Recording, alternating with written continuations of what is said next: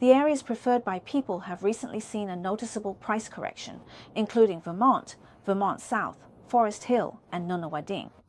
For some properties, prices have even returned to the levels of 2017 or 2018.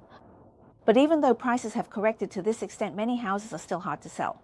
Because when many people see this kind of market, they worry that prices will continue to fall and are afraid to buy.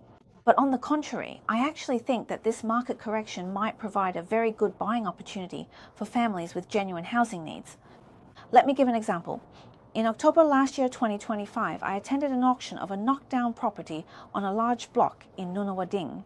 The condition of the house was very poor, uninhabitable, only suitable for demolition and rebuilding.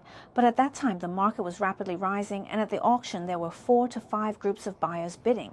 In the end, the price was pushed all the way up to $1.3 million.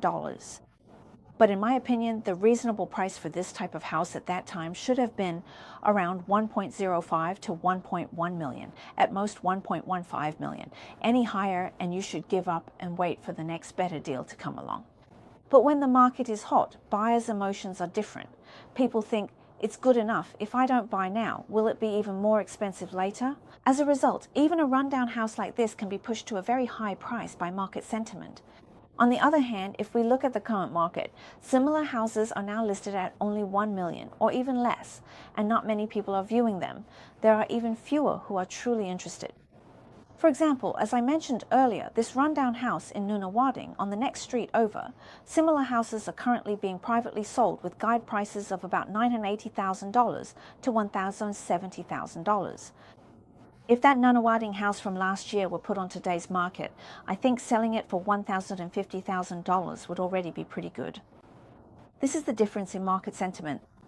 In a rising market, buyers will lower their standards because they're afraid of missing out. But in a declining market, buyers will raise their standards because they're afraid of making a bad purchase. So lately, I've often heard people say that there aren't any good listings right now. There's some truth to this, because in a declining market, many homeowners who don't have to sell are indeed unwilling to put good properties on the market. But as buyers, we also need to think rationally. After the market has declined, have our expectations for properties become higher as well? The same property, when the market was hot last year, everyone thought it was acceptable and could live with it. But now, with the market cooling down, people start to feel that this isn't good, that isn't good, the property is too old, the layout isn't great, the renovation isn't up to par, and the location isn't perfect either. But the question is, with the same budget, will you be able to buy a satisfactory property once the market goes up? So, when buying a home, what really matters is whether your core needs can be met. For example, things like school, transportation, number of bedrooms, and so on. If your core needs are met and it's just some minor flaws, like the property being a bit old, the renovation not being great, or the kitchen needing an update, then you shouldn't dismiss it so easily. Because these minor flaws tend to be magnified when the market is cold, but once the market picks up, many buyers will start to accept them again. I've always believed that buying a home in a declining market is actually safer than buying in a rising market. Because the Melbourne property market has repeatedly proven over many years that after prices go up, there will always be a correction, and after prices fall, there will always be a recovery. I've been investing in real estate for over 20 years, and looking back, the most profitable properties I bought were always during times of market panic, when everyone else was too afraid to buy, like during the 2008 financial crisis. On the other hand, the least profitable ones were usually bought when the market was hot.